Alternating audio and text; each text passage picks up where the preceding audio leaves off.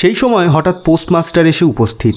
তিনি তাকে বললেন, আগে বলছিলাম কি কর্তা, এখান থেকে প্রায় ওই মাইল 5-6 দূরে রাস্তা না 2 ভাগ হয়ে গিয়েছে।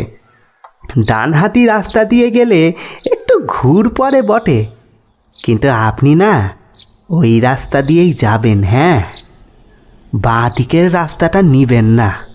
সুরনাথবাবু জিজ্ঞেস করলেন, কেন, বাঁ হাতি রাস্তাটায় কি দোষ করেছে?